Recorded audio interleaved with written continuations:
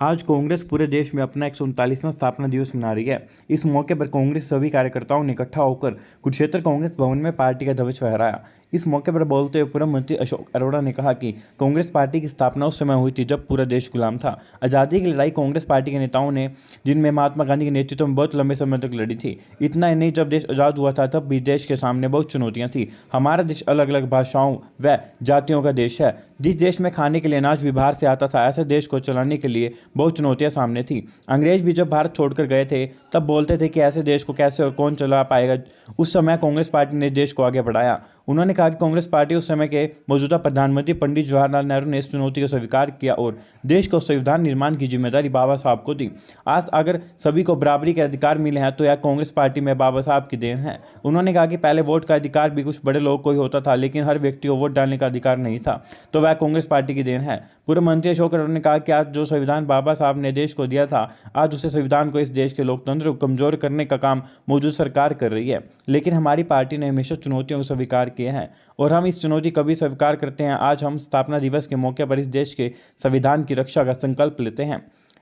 इसी मौके पर लाडवा से विधायक मेवा सिंह ने कांग्रेस पार्टी के कार्यकर्ताओं को देश को बधाई दी और उन्होंने कहा कि कांग्रेस पार्टी की स्थापना एक चुनौतीपूर्ण समय में हुई थी।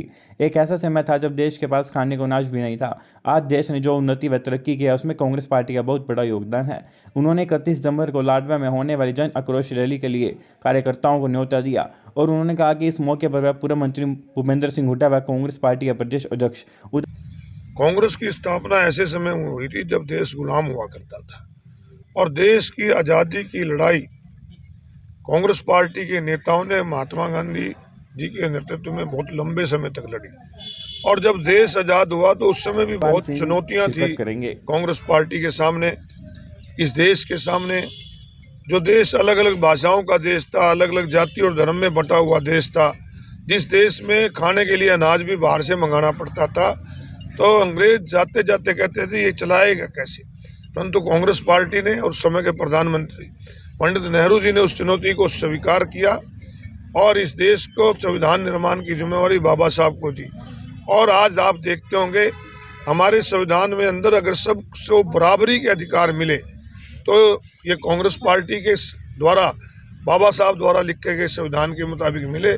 आज देश के हर नागरिक जो एक सम्मान अधिकार है, पहले तो वोट का अधिकार भी बड़े लोगों को होता था, परंतु हर एक को अगर अधिकार मिला तो कांग्रेस पार्टी ने और इस देश के संविधान ने दिया। परंतु आज दुख से कहते हैं कि आज वो संविधान जो देश को सम्मान अधिकार दे रहा है, आज उस संविधान और प्रजातंत्र को कमजोर करने के लिए आज की सरकार लगी हुई है। परंतु कांग्रेस पार्टी ने हमेशा चुनौतियों को स्वीकारा है।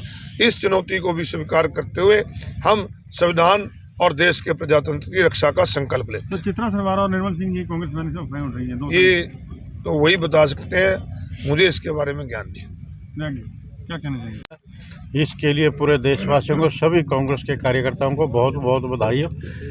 आज देश जिस हालात में आज़ाद हुआ था, कांग्रेस पार्टी ने इस देश की आज़ादी की लड़ाई लड़ी और जो चुनौतियां उस समय देश में थी, देश में खाने का अनाज भी नहीं था, पहले प्रधानमंत्री पंडित जवाहरलाल नेहरू जी ने देश को संभाला और आज इस देश में जो उन्नति और तरक्की, उसमें कांग्रेस पार्टी का बहुत बड़ा योगदान है।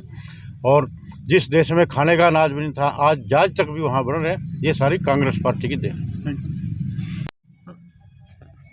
क्या तैयारी है रैली की? तैयारी 31 दिसंबर को लाडवा में एक जन आक्रोश रैली होने जा रही है, जिसको हरियाणा के पूर्व मुख्यमंत्री चौधरी भूपेंद्र सिंह हुड्डा जी, पार्टी के प्रधान श्री उदयभान जी, राज्यसभा के सांसद श्री दीपेंद्र हुड्डा जी संबोधित करेंगे।